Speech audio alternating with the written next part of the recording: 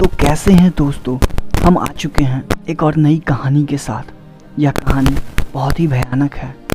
इस कहानी का शीर्षक है मंदिर के पुजारी की प्रेत आत्मा से हुई मुलाकात। जी हाँ दोस्तों, तो आइए कहानी शुरू करते हैं। अगर आप कहानी को अंत तक सुनते हैं तो यकीन मानिए आज रात आपको नींद तक नहीं आने वाली है। तो आइए शुरू करते हैं। आज मैं बहुत ही खुश था क्योंकि आज पूरे 11 वर्षों के बाद अमेरिका से मेरा दोस्त पढ़ाई पूरी करके वापस आ रहा था।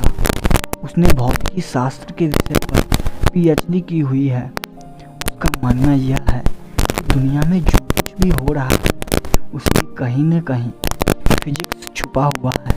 खैर जो भी हो, तो आइए जानते हैं कि इस कहानी में ऐसा क्या हुआ जिससे उसकी फिजिक्स भी काम नहीं आई। तो आइए जानते हैं। जब वो अमेरिका से वापस आया तो सीधा मुझसे मिलने आया। मेरे घर पे आ गया और आकर मुझसे गले मिला। मैंने भी उसे देखकर बहुत खुश हो गया और कहा, अरे शिवम, अमेरिका से तुम कब आए? मुझे बताया भी नहीं। आज ही आया हूँ भाई, सरप्राइज़ देना चाहता था जिसकी वजह से मैंने तुम्हें नहीं बताया। और बता क्या सब हो रहा है, घर में सब कैसे हैं? मैंने कहा सब बढ़िया है और घर में भी सब अच्छे हैं। तू बता तू कैसा है और तुम्हारी पढ़ाई पूरी हो गई क्या? हाँ, मेरी पढ़ाई तो पूरी हो गई और अब मैं हमेशा इंडिया आ चुका हूँ। अब हम दोनों खूब मस्ती करेंगे।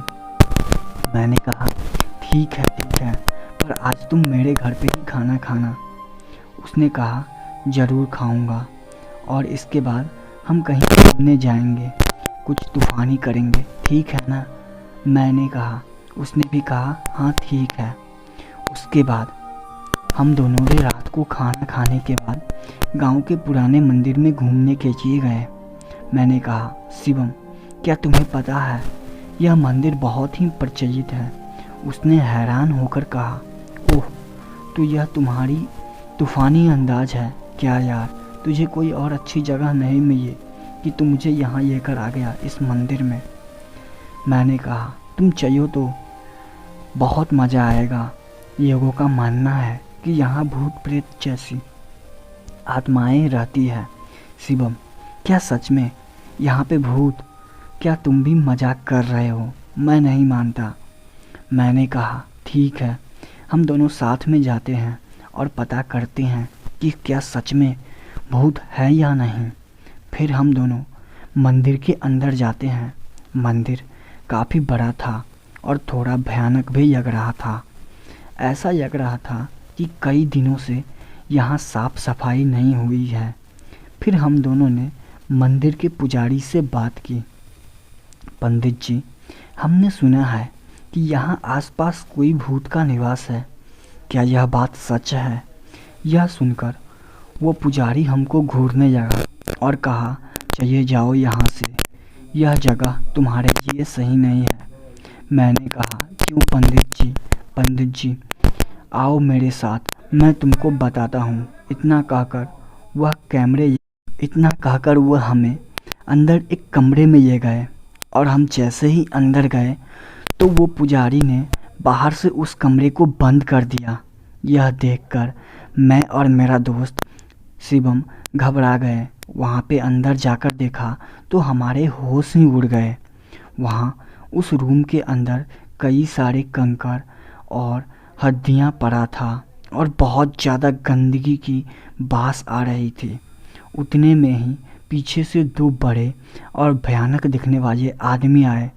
उन्हें देखकर ऐसा लग रहा था कि वो कोई साधारण इंसान नहीं बल्कि मांस और खून पीने वाले नरभक्षी इंसान है। यह सब देखकर हम दोनों बहुत डर गए। हमने तो मान ही लिया था कि अब हम जिंदा नहीं बचेंगे। फिर उन दोनों ने हमें कस के पकड़ा और हमें एक कोने में ले गए। फिर हम दोनों बहुत चिल्लाए, बचाओ बचाओ, कोई बचाओ। इतने में ही पंडित जी एक बड़ी चमत्कारी तलवार लेकर हमारे रूम में आए। फिर उन तीनों ने रूम में आग लगा के मंत्रोच्चारण करना शुरू कर दिया। हमने यह सब देखकर डर के मारे और ज़्यादा ज़ोर से आवाज़ करने लगे। ठीक उसी समय किसी ने बाहर से हमारे रूम का दरवाज़ा खटखटाया।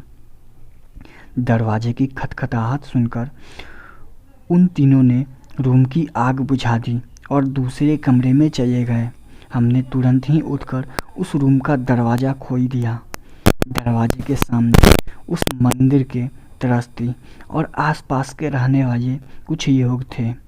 हम कुछ बोले उससे पहले ही उन लोगों ने हमें धमकाना शुरू कर दिया। तुम दोनों कौन हो? यहाँ मंदिर में चोरी करने आए हो? सच बताओ वरना हम पुलिस को बुलाएंगे।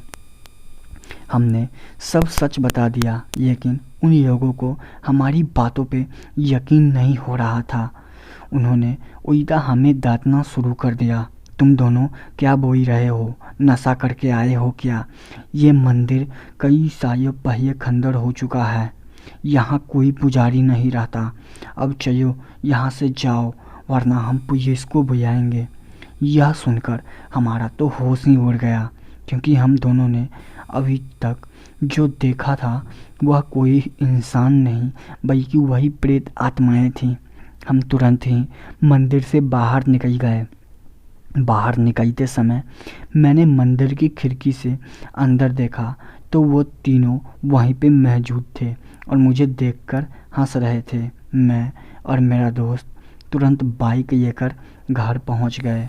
आज भी हम जब भी उस घटना को याद करते हैं, यकीन मानिए हमारी रूह कांप जाती है।